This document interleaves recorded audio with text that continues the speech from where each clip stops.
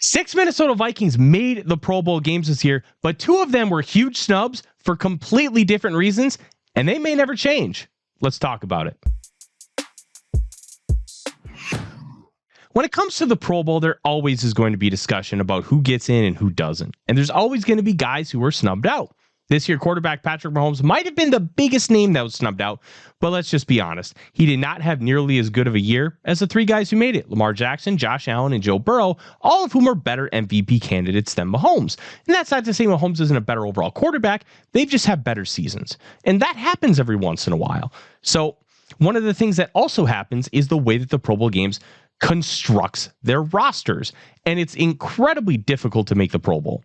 And Pro Bowl, even though the game doesn't necessarily matter, the accolade still does, as it's tied to rookie contracts, bonuses in veteran contracts, and it also matters when it comes to making the Pro Football Hall of Fame. The more Pro Bowl nods you get, the better off your chances are. One of the reasons why Minnesota Vikings edge rusher Jim Marshall is not in the Hall of Fame, he only has 2 Pro Bowl nods.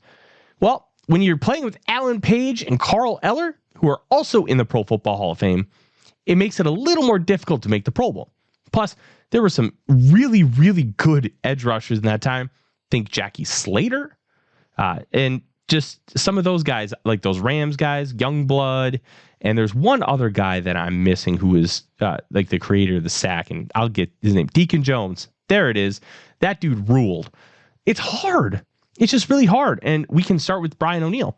Brian O'Neill is playing at a Pro Bowl level, arguably an all-pro level, but he won't get the recognition he deserves. Why?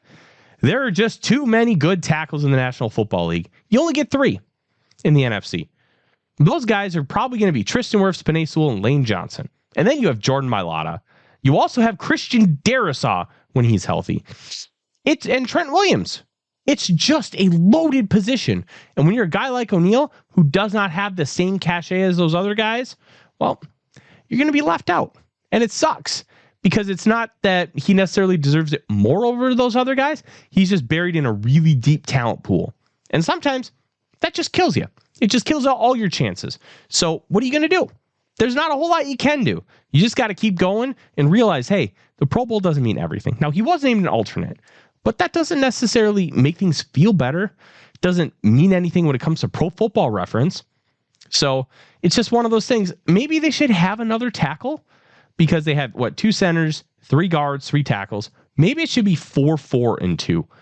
And you're actually constructing a roster.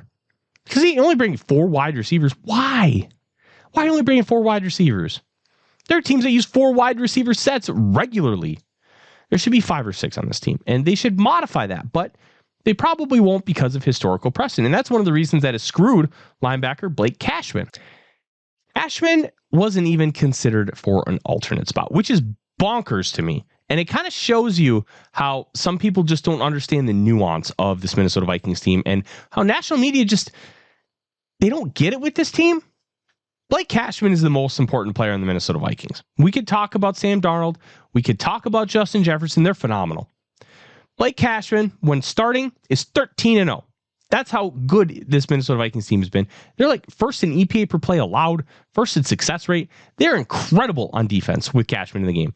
Without him, they're 1-2. And the defense has really suffered, especially over the middle of the field. And guess what?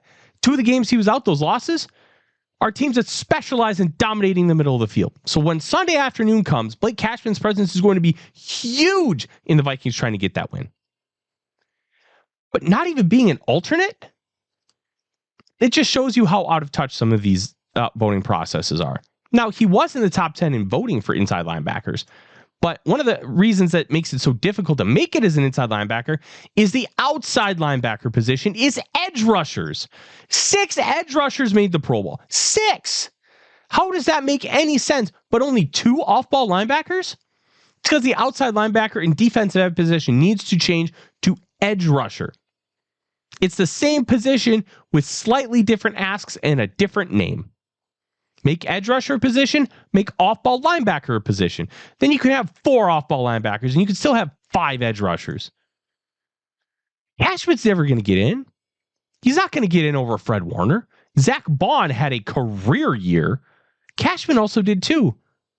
But he doesn't play for Philadelphia. He doesn't get the national recognition, even though he's been arguably as good. It's frustrating that we have to have some of these conversations that the Pro Bowl still doesn't have it right, even though the game doesn't matter. They did get Byron Murphy as the starting corner. That was the right call.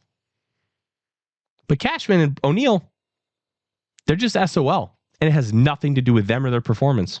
It has everything to do with how the games are structured. I'm Tyler Forness with AZ Sports. Skol Vikings.